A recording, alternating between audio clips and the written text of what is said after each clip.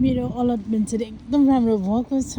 आजको एक दुई दिनको पानीले मकै हेर्नुहोस् न कति राम्रोसँग सरेछ है।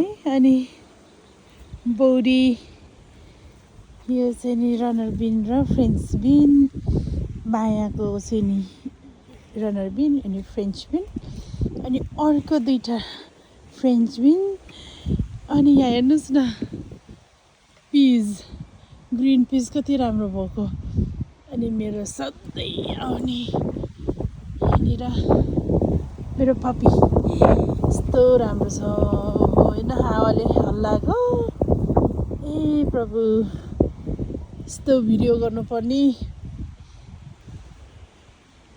भएकै छैन। मैले एकदम रातो रङको, यो रातो रङको के, यो रातो रङको पपी रोपेको। अनि त्यसपछि यस्तो अरेन्ज फुल्यो, अनि कुनै साल चाहिँ नि यस्तो पिङ्क आयो होइन। हुँदा हुँदा त अब वाइट पनि आयो। यस्तो मजासँग मिक्स चेन्ज हुन्छ के। पछाडि चाहिँ नि रासबेरी एकदम राम्रो हुँदैछ। यता हेर्नुहोस् न, यता झन् ओ माई गड, मेरो कलिफ्लावर यस्तो राम्रो छ। कलिफ्लावरहरू एकदम राम्रो हुँदैछ। अनि लुपिनहरू फुलेर भनेपछि दिन लागेको छ। अनि सनफ्लावरहरू मजासँग उम्रिँदैछ। मैले चाहिँ नि मेरो एकजना बहिनीले दिनुभएको सयपत्रीहरू हेर्नुहोस् न, यहाँनिर कचाङ कुचुङ गरेर रोपिदिएको मजासँग सरेको छ। ओहो, हेर्नुहोस् बम्बल बीले एकदम मन परिसक्यो चायको फुललाई। त्यहाँनिर खेलिरहेको छ। सयपत्रीहरू यसरी सरेको, लुपिन यो हेर्नुहोस्, ल्याटस पनि सरेको रहेछ। स्प्यारागसहरू अलिअलि आज चाहिँ नि अलिअलि स्प्यारागस टिप्नु पर्ला। अब अरू त स्ट्रबेरी पनि लटरम्मै फलेको छ हो मेरो त। हिजो पनि एक भाँडा टिपेर लग्यो। हेर्नुहोस् न स्ट्रबेरीको बुस, अनि यसरी फलेको छ स्ट्रबेरी, लटरम्मै छ। आज चाहिँ नि मेरो हार्भेस्टिङ गर्ने टाइम त छैन, के गर्ने होला त्यतिका।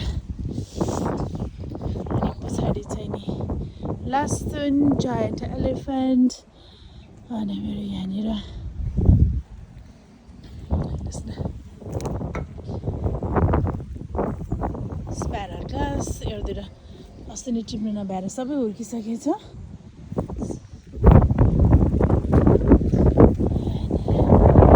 एउटा चाहिँ एकदम अगाउले सनफ्लावर हावाले हानेर बिचरा, हावाले हानेर हानेर हानेर हानेर हानेर यत्तिको चाहिँ नि मैले हार्भेस्ट गरिदिन्छु। अब अरू हुर्किसक्यो, कति मिठो हुन्छ,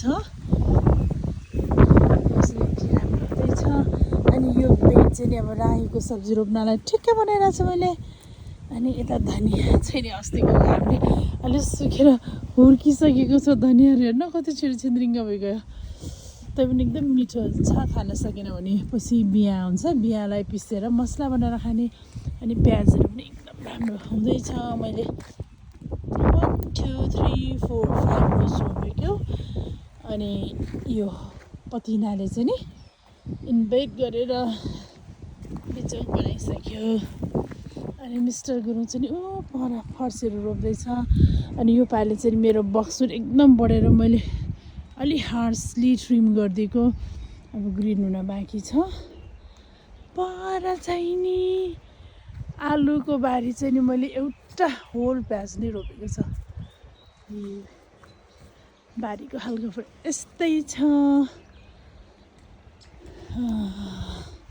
So happy.